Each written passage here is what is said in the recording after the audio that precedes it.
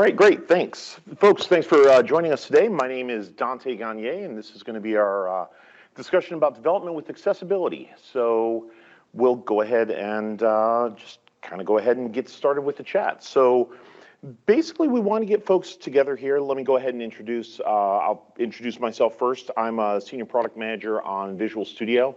I've been with Microsoft for a little over 20 years now. I've been originally was one of the testers on the Blend team, moved over to Visual Studio, and I've been working on the accessibility for Visual Studio now for a little over 7 years now. And I was originally tasked with bringing Visual Studio up on compliance. So originally it was just hey, we need somebody to do this. Dante, learn about accessibility. And I started with pretty much close to zero knowledge and started ramping up on it, and I discovered it was a passion of mine, and I've been working on it ever since.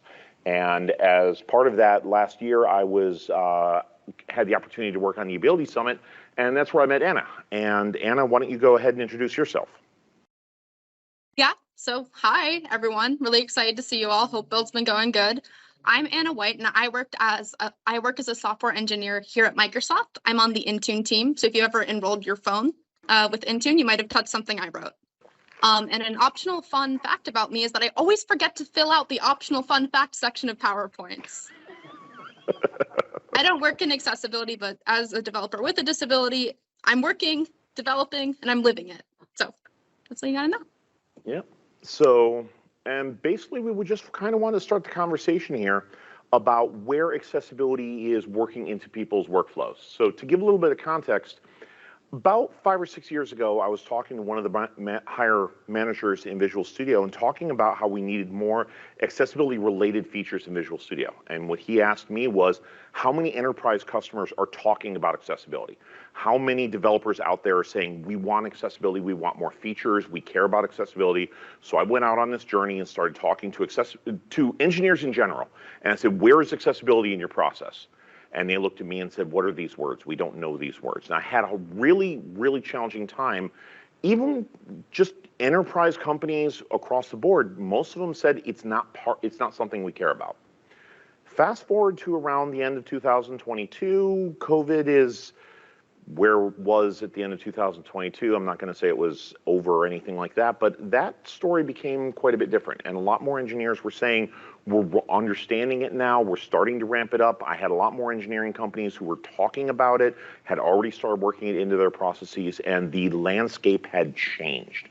And that kind of started sparking this conversation where I want to hear from folks, how is it changing for you? How are you seeing accessibility? Is it something that you've worked into your processes? Is it something that you're thinking about, you're starting to think about, you're already feeling like you're already a bit more mature on it and things like that? So we wanted to kind of start the conversation sharing a little bit about where Microsoft and Visual Studio, how we've gotten to where we are right now.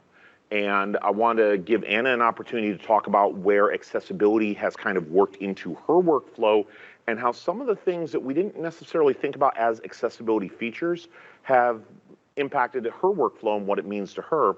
But for starters, just wanted to get a read of the room. So folks, just show of hands, I'd love to know, how many people here are working more on the web side of the table as opposed to, say, mobile or desktop? So I see a few hands. How many people are more on the mobile side? And I understand that there may be crossovers, some. A couple shaking hands. I'm not sure what that means, but okay. And then how many are desktop applications? And a few hands. So I'm seeing combinations there. And then in terms of accessibility, would you say this is a new priority for folks or something that you've got more mature, you've been doing it for a little while? So how many folks would say this is something new that you're just kind of learning about? Quite a few hands there. Okay. And then how many folks have been doing this for a little while? Maybe more than 2 years. Okay. All right. No, that's good to hear. Because one of the questions that we're trying to understand on the Visual Studio side is, are there people who are kind of far along in their processes and it would be better to integrate into those processes? Or is it, there are people who are just trying to learn this and would love to get more guidance and just understand what this means? Because as I mentioned, when I started off, I didn't even know what a screen reader was. I didn't know what keyboard accessibility was. I didn't understand a lot of this. I started with starting with the web content accessibility guidelines and started going through those. And if you ever have to deal with insomnia, I recommend starting with those documents because they're really challenging to get through. But it started as a good guideline, and it started as a good baseline. It's not the end point, but it's a good place to get started. So just want to get that idea of where people are. And I also want to encourage people, no matter where you are, there are no bad questions. Everybody starts somewhere, and I'll always want to get that conversation going, sharing as much as you can. We all have to start somewhere. So I want to talk a little bit about what accessibility means. And I literally asked, I have had people, when I say, where's accessibility work in your workflow? They've said, oh, do you mean like making sure people can access corporate assets and access databases and things like that? Different people hear different things when they talk about accessibility. So for purposes of the context that we're talking about in here, accessibility is making sure that everybody, and if you want to go back to the Microsoft mission, everybody on the planet can use your software. Everybody on the planet can do what they need to with your, whether they have a disability, whether that be a physical disability, whether that be an invisible disability or whatever it is, we want to make sure everybody can use your products. So that's what we're talking about when we're talking about accessibility and inclusivity. So when we're talking about inclusive development, being accessible is making sure that everybody can use your software. Inclusivity means you are making sure that people who have disabilities are part of your development process. So I'm accessible, that means somebody who is blind can use my software. Inclusive development means I have people who are blind who are part of my development process who are giving me feedback on my product, so that I'm not just making sure I'm checking off the list, but I've got someone who's blind who is giving me feedback and going, yeah, okay, my screen reader is able to do this, but God, this is terrible. Can you improve the experience for me? And for us on Microsoft, we started with accessibility, but we're trying to do a better job on inclusivity. We've got subject matter experts on the Visual Studio team who are blind, and they're giving us that feedback. And that's something I do want to definitely encourage across the board, that if you've got that opportunity, make sure you're including people with disabilities in your processes. I don't want to be a preachy person up here. I don't want to say there are right ways to do something, but that is very definitely important for us, and I encourage folks to look into that one. But again, I don't want to dwell on that more than needs to be. But I kind of want to skip over a couple of these slides. I don't want to dwell on it because I do want to get to more of the discussion phase here, but there are a lot of features that we put into Visual Studio that were accessible features that we've discovered have had more value across the board. Basic compliance, inclusive development practices, a lot of these have improved the product across, not just for where we initially put them. For instance, the audio cues that we recently put in that were originally designed to target people with visual impairments, we discovered the neurodiverse community loved those because it helps them have an additional anchoring point when they're working with their code.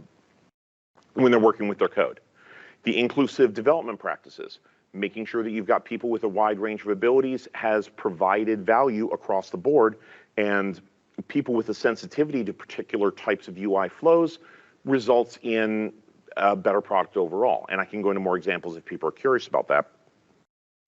And then we're also making sure that we're adding features to make applications more accessible. This is a separate side, but we want to make sure that if you're using Visual Studio, the products that you're making are accessible. We can talk more about this later on, and if people are more curious about this, but again, I want to make sure that folks in here have got time to answer your questions. So let me go ahead and kind of skip over a little bit of these, and I want to let Anna chat a little bit. I definitely want to give Anna an opportunity to talk here. I don't want to take up all the time, but Anna, why don't I turn it over to you a little bit and chat a bit about your experiences and what you have experienced with Visual Studio. Definitely. So I'm in a bit of a unique position because I both work as a developer who has to meet these accessibility compliances, and I'm also disabled myself. So I've been working at Microsoft as a software engineer for about 4 years, but I've been coding since I was tiny. Since I was 12 was when I made my first game. So computers have been a huge part of my life all the time growing up. But using a computer with the hands I have is painful, to say the least. I was born without a right hand due to a congenital birth defect called amniotic band syndrome, which means I have no fingers on it, as you can see. So I never really thought about how I had to use a computer and how that was different until I had to. Growing up, you would just make do. What happened was almost 10 years exactly after I wrote that first game at 12 years old, I developed a severe repetitive stress injury. So that's when you have chronic overuse, it can cause symptoms like arthritis. It can cause symptoms like carpal tunnel, if you've ever heard of it. In my left hand, having a hand was painful, just not the hand people would probably think when they looked at me. So I developed pain in my left hand. And when I tried to use my left hand more, I developed severe pain in my shoulders. When I say pain, I meant I couldn't physically use a laptop for about 5 months because I couldn't reach forward like I'm doing right now. Lifting my arms like this wouldn't have been possible. So as I've been navigating my changing disability, the one I was born with and the one that I've been developing through this repetitive use, through this strain, I've had to think about what the root of the problem is. So 1 in 4 people who use a computer for at least 6 hours a day as part of their job are going to develop a chronic, so that's 6 months or longer, overuse injury like the one I had. So if you could play this video, Dante, I have a mobility disability, which you don't always think about when you're designing features, but it's a huge impact. Would you be able to play the video? So we see that as you grow up, the number of people who have trouble moving their body increases and has exponential impact. So as we focus on being a developer and designing accessible features, I want you to know that one day, probably everyone watching this is going to have some part of their body that really hurts, and computers are going to continue to be part of our lives. So this doesn't just impact disabled people today, but it's impacting all of us in the future. So when you have mobility problems, what can it look like trying to develop? So I do use Visual Studio. It is the only IDE I've used, and I've tried a bunch. I had no brand loyalty because I need to be able to do my job. Those months where I suddenly couldn't use my arms for more than a little bit a day, I didn't go on disability leave. I started exploring all these different accessible options that were available to me. And while I have some options that are hardware, I use my own keyboard. I have a different keyboard layout that works for my hands. I actually found that software is where I was able to help myself the most. When every click hurts and every keystroke hurts or takes a long time, every one you can save means so much more. So we could go to the next one, the next slide. So one thing for many people with a disability is the hardest part of our job as software engineers, right, is usually thinking about the way to design the software. And then actually typing it is kind of the busy work. But for someone like me and many people with a disability, that typing and all that repetitive stuff is the busy work. So how often have you seen this? You're maybe working in a big code repro and you change one method, then every reference to it breaks. And that could be hundreds of references in the big repos we work with. So for most people, you can solve this by clicking on the line and then adding in the parameter. And then you just repeat that however many times. Maybe you'd use a find and replace to make it a bit quicker in the documents. But for someone like me, during those months where my arms weren't working, I had to do that with voice control. In this file, that would look like, go to line 120, go to end of line, press left arrow key, press left arrow key, paste, paste. The computer doesn't always recognize your voice commands, so it might think I said taste there, paste. Okay, finally got it. Insert comma, space. Are you starting to get tired of it? Because I know I was. And then I'd have to do that for all of these lines. So one thing you've probably seen at Build is something that wasn't designed necessarily with disabled folks in mind, but is something that has exponential impact. And if we could go to the next slide, I'm going to show you it. And it's really cool, so you should be very excited when you see it. So we think about accessibility, at least when I'm developing for Intune, in terms of compliance. Here are all the rules, let's follow them. But every so often, you might implement something that's just, you think it's a nice to have. For example, Visual Studio implemented a nice to have, where if I make repetitive edits, like adding in that extra parameter to all those broken validates, you'll see it in this looping GIF, it'll recommend that same edit using like Copilot AI technology to recommend it. And then you can just take that with tab. So you remember how many voice commands it took me to do at one time. Imagine how much nicer it is when I can take this command by just saying tab. Or even with Copilot, you've probably seen how it can recommend you lines of code. Well, when typing those lines of code is slow and difficult, even though these AI features weren't designed to make my life easier, they end up having a lot of impact. They save those keystrokes that were the sole reason I met many doctors, that were the sole reason that I was having these repetitive overuse injuries in my left hand, in the wrist, and in my shoulders. So even something like IntelliSense AI, which was originally designed to make our lives easier, maybe you disable it if you get annoyed by the pop-down window. For a developer like me, that's the difference between something that would take maybe my coworkers 20 minutes, refactor, a giant method to be a little more nice. That might take me 3 hours. I've had that happen before in the past. But now with all these AI features, as I use them smartly and intelligently, I can really save a lot of time and do something that maybe my coworker takes me 20 minutes, maybe it takes me 40, which is a massive difference compared to where we were. So if we could go to the last slide after that. So that kind of goes into this next section we want to talk about, which is what are the things you want to know from us? We have Dante's amazing experience as a PM for Visual Studio. My experience is both writing for disability and having one. And navigating also working with a team as I became much, much more disabled and as I'm becoming a little bit more able to do things in a standard way. So we really want to give the place back, but hopefully that little example was really exciting for you because I remember it's really exciting for me whenever these features come out. Sometimes things can have accessibility impact without you even thinking in that direction. So let's hand it back over. So let's open it up to the room. Do folks have questions in this space? Just in general, I'd like to hope that we've given an impression that accessibility has got a lot of value. What are on your minds? What are you thinking about when you're thinking about accessibility? What are some of the questions that are on your minds? If folks have got questions, go ahead, raise your hand. Yeah, over here.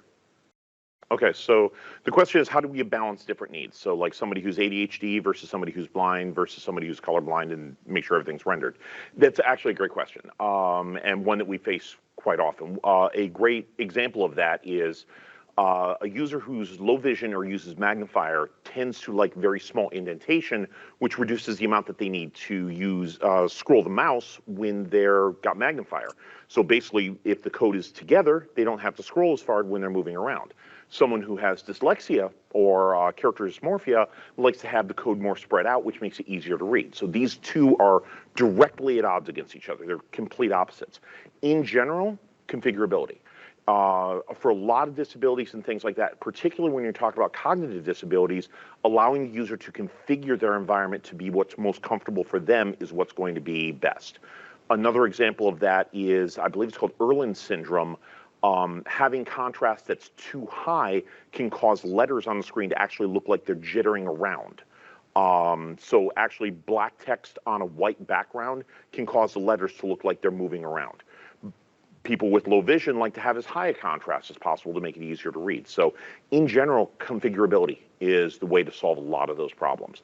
That's not always possible because sometimes from an engineering standpoint, that kind of configurability can be a challenge. So in reality, that's one where sometimes you do have to make trade-offs and say, are there places where we just have to have multiple workflows?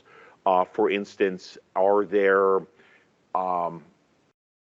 maybe you've got multiple ways to get the same information. Is there a tooltip that provides the information that would be the way one group of folks would be able to get it, and a different panel that provides the information in a different way and then optimize them for different types of people?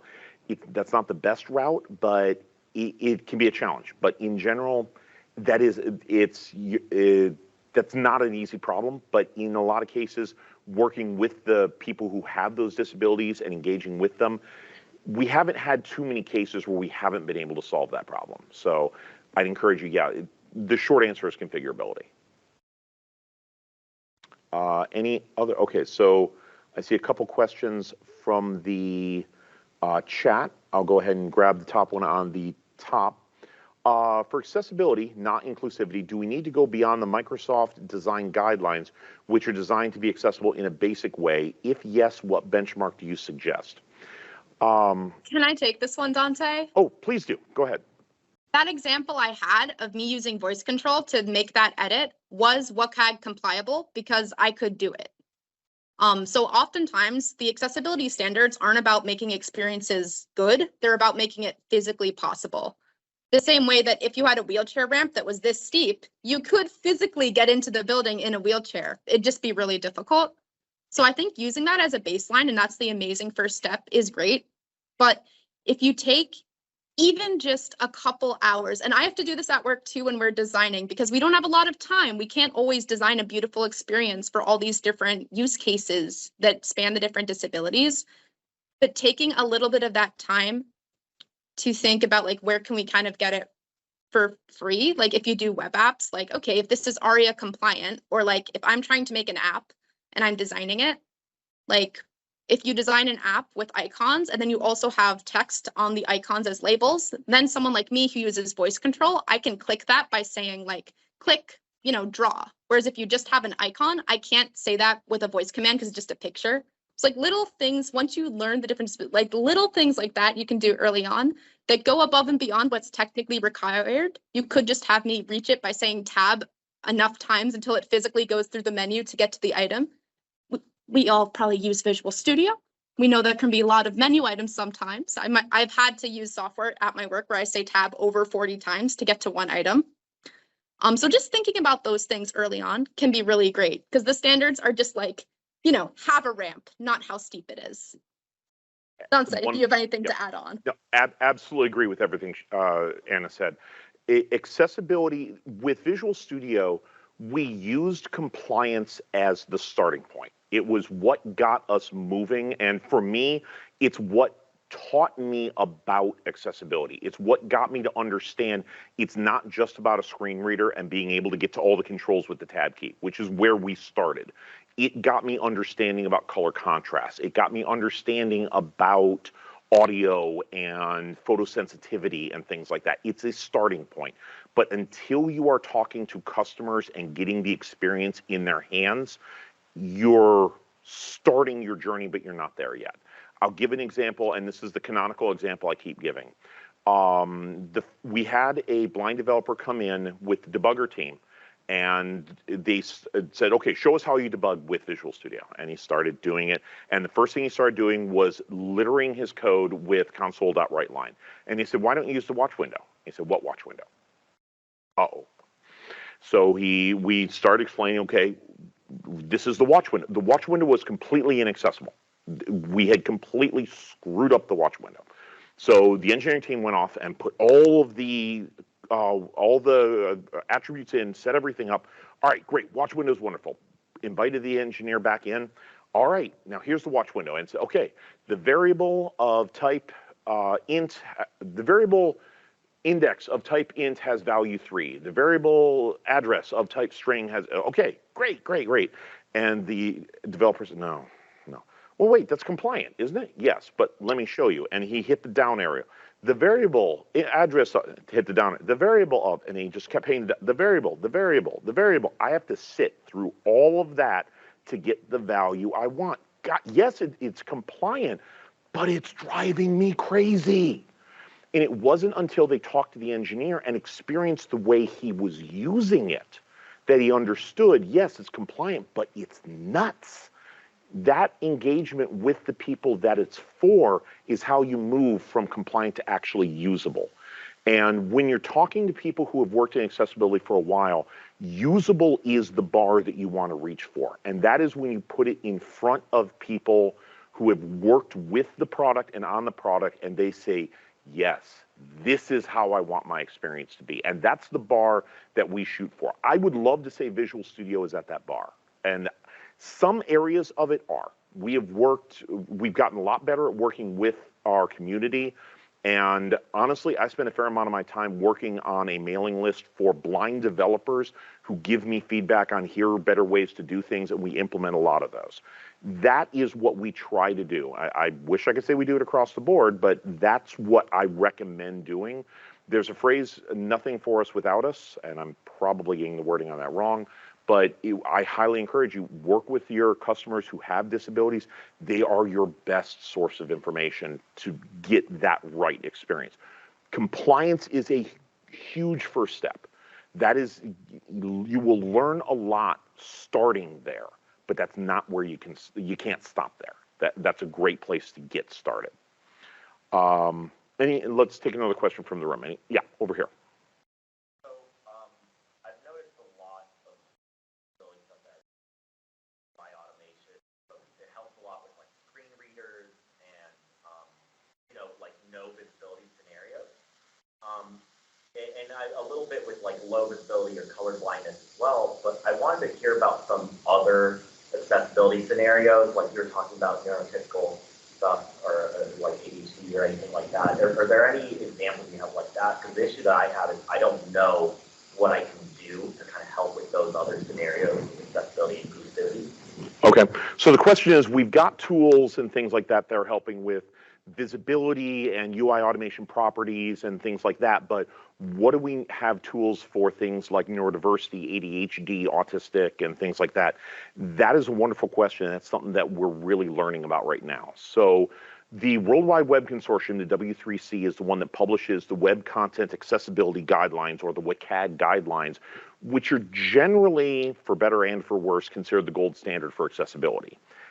Those guidelines are only now starting to address neurodiversity and things like dyslexia, character dysmorphia, and things like that.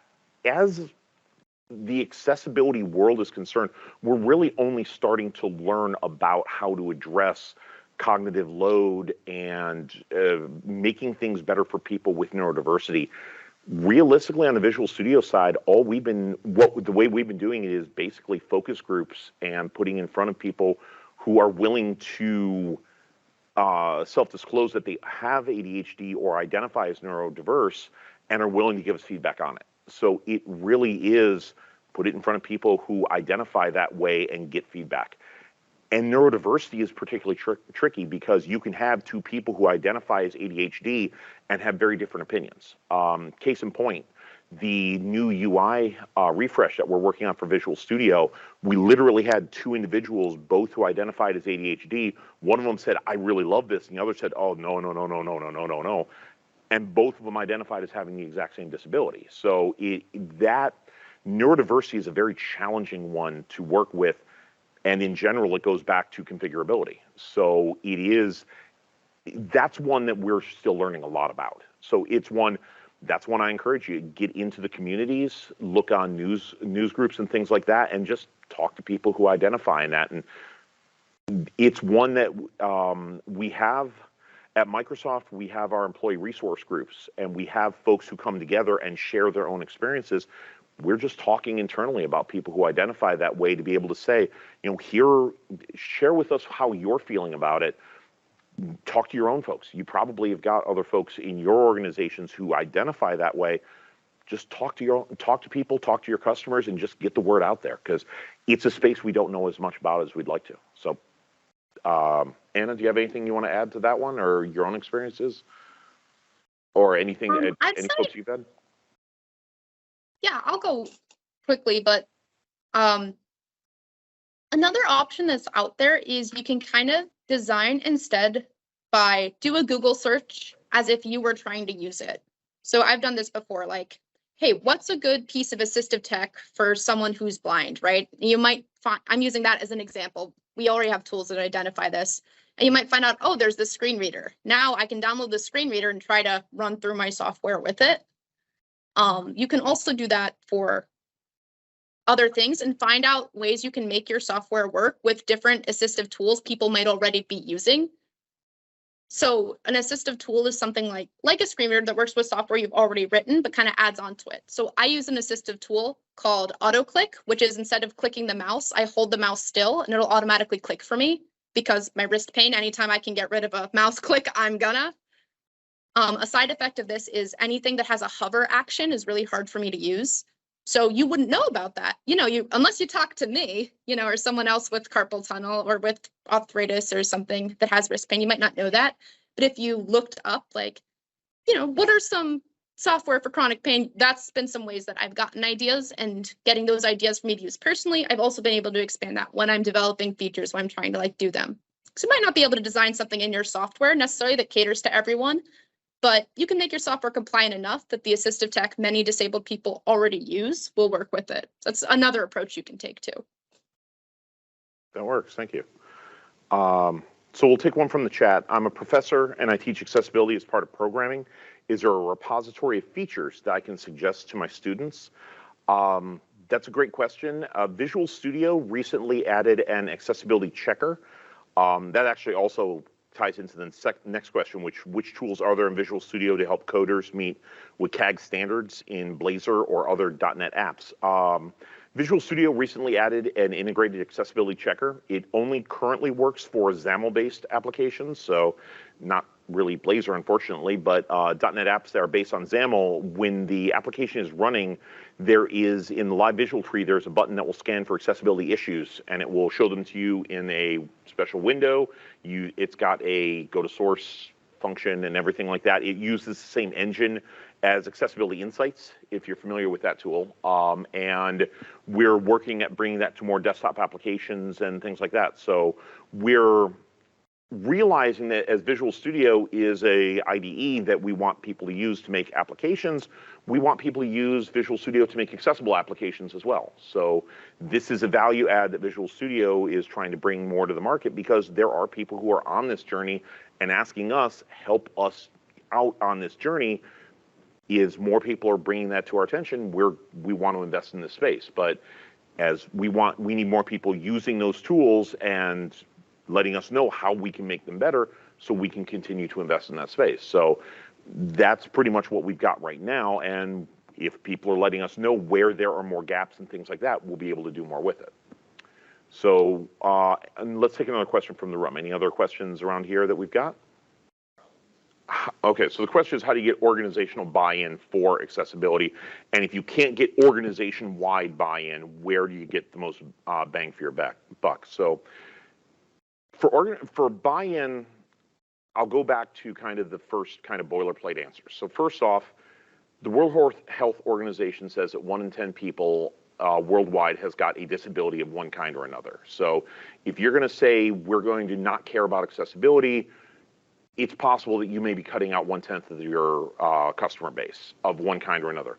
Sure, not everybody with a disability is going to be locked out, but keeping in mind that as people get older, they're going to develop disabilities of one kind or another. There is evidence that shows that if your product is going to be able to continue to be usable by them, that level of loyalty is going to keep them with your product in the long term. And as people are getting older, that's going to happen. Secondly, the laws worldwide in regards to accessibility are getting stricter.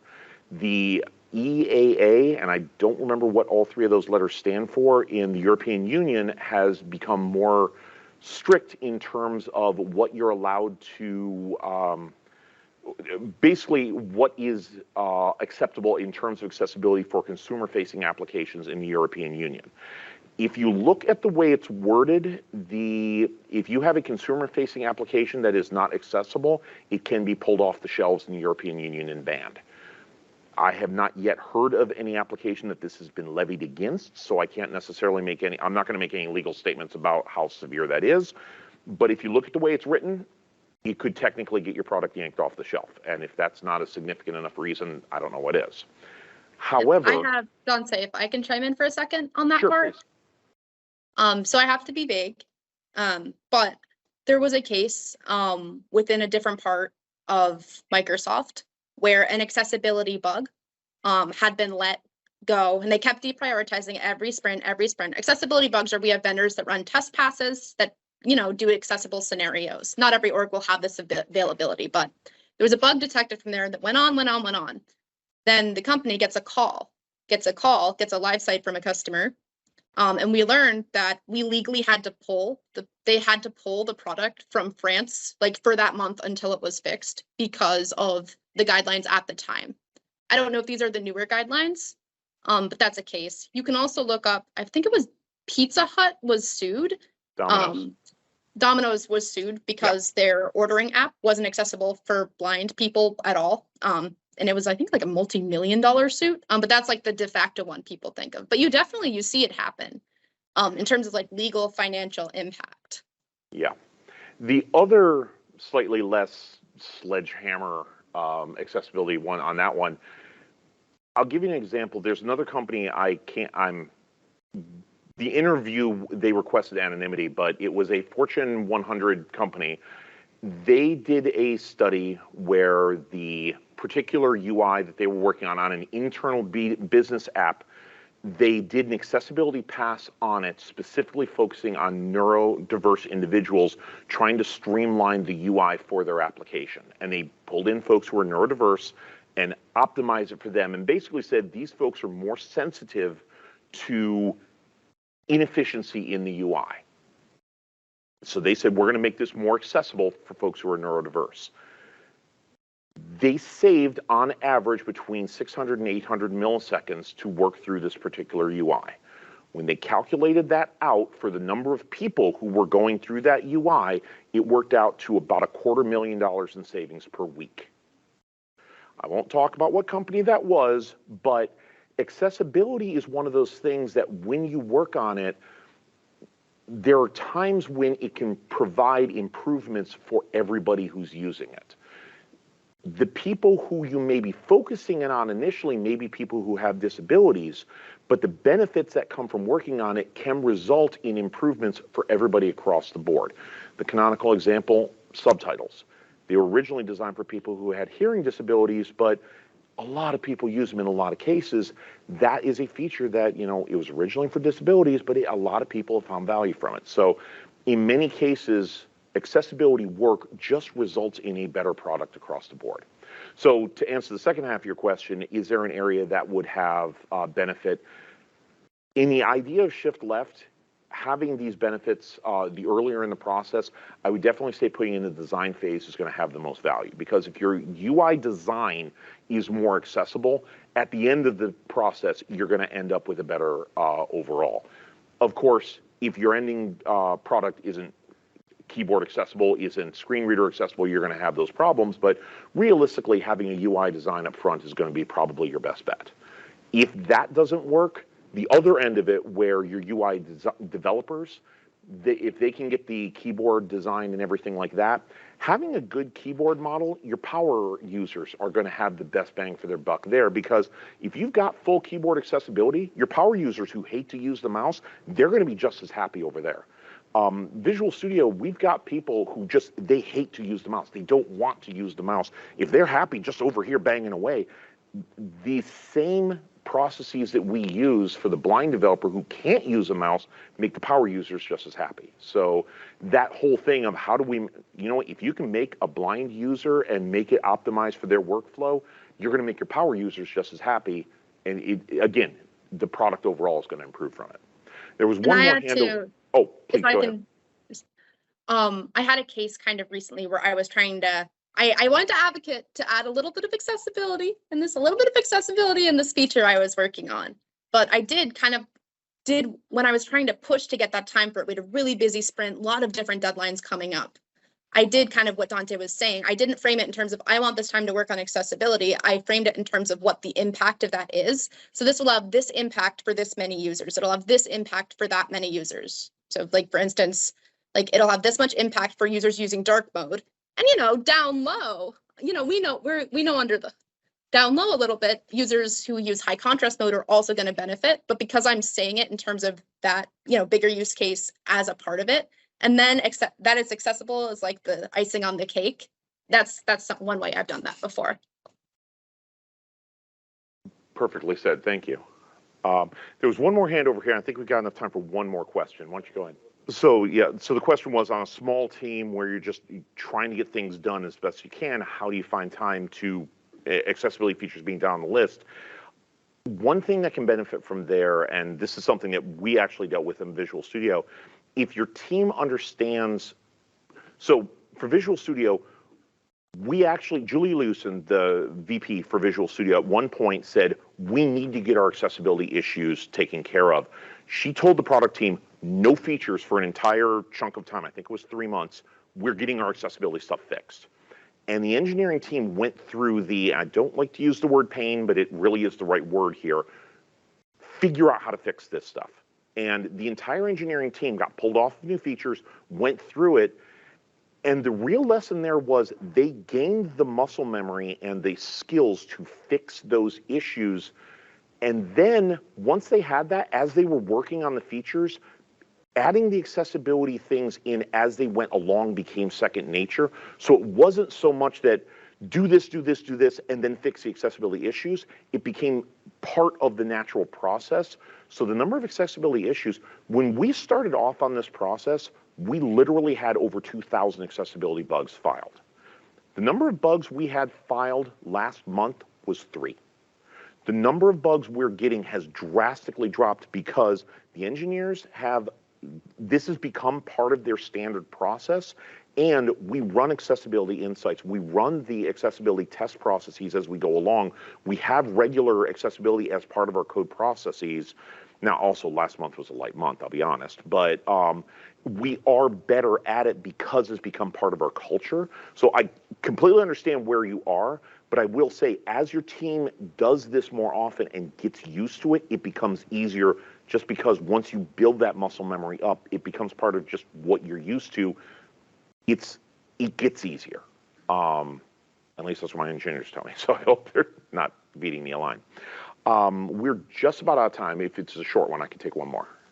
All right, so the question was, you have a smaller company, but a very diverse customer base. What are the best ways to get your customers to share that information? I would say include it in whatever methods that you're using to solicit feedback in general. For Visual Studio, we run surveys periodically asking folks, hey, how satisfied are you with Visual Studio 1 to 7 scale, not satisfied, and so on. We run periodic versions of that survey that say, are you willing to disclose whether or not you've got a disability? And then we'll slice the data based on saying, okay, well, we've discovered of the people who are satisfied, we've got a customer satisfaction rating of 6.2, but if you slice on people who have a motor-related disability, we drop to 6.03. Surely that's an area that we've got some issues. Let's go talk to those folks and so on. So we've found that we've gotten a decent amount of feedback from folks who are willing to disclose disabilities. I would check with your legal team about whether or not they're willing to do that one. We had to go through a lot of, is it okay to ask those questions and make sure you treat everything with appropriate privacy and so on. I'm not a legal person. Take that up with your own teams, but we went through all those processes. We got all the approval with that one, and that opened up an opportunity for us to engage with our community and the people who were comfortable disclosing that with us. We were able to have some good conversations, and a lot of it just goes back to, we also have third-party companies who are able to, we'll ask them, hey, I need to have 10 interviews with people. These are the particular demographics that we're interested in, and they will go through surveys and try to find, hey, okay, we found you have 6 people who self-identify as ADHD, they're C# developers and so on, and we'll schedule one-on-one interviews with them. That's how we've been able to do it in the past. Now, we've got the resources that Microsoft has got, but that's how I would recommend doing it. I'll chime in too quickly on this, Dante, because I know we're a little over time. Sure. Another option is just like you do when designing for, most customers, you can, without, it's always best if you can consult, but if it's not possible with your organization to pull those people in, or you want to start doing something now, you can do some online research, look at some YouTube videos or something of people with that disability talking about, then draw up that kind of customer profile that, that what persona, that's the word, you draw up a persona of that. And even though you won't get a perfect experience, as long as if you've gone through your software once with, with Narradare on and you're not looking at it, you're doing infinitely more than if you didn't do anything. So I don't want you to feel like if you can't get that engagement or can't get those conversations happening soon, again, a small org might be tricky to get that, that it's best to just do nothing. Even doing that kind of persona building can get you a lot of bang for your buck. That's some things I've done with some of the assistive tech I've run with. So folks, I want to thank you all so much for the conversation here. I really appreciate it. One last thing, the presentations here at Build are getting very competitive. We do really take the evaluations very seriously. I do ask you to, if you get a chance, go up there and give your evaluations for the session. We'd love to know how to make these better. And thank you all for your time. Feel free, if we didn't get a chance to chat, I believe my Twitter information is available and everything like that. Please reach out and chat with me, and I'd love to continue the conversation. This is something I'm very passionate about. I know Anna's information is in here as well. Love to continue to have these conversations because Microsoft, we're really committed to accessibility for Visual Studio, and I'd love to continue to find out what people want from Visual Studio and Microsoft. And I'm always talking about this stuff, so I look forward to getting to chat with folks in the future. Thank you all so much. Thank you all. Yeah, thank you so much, Anna.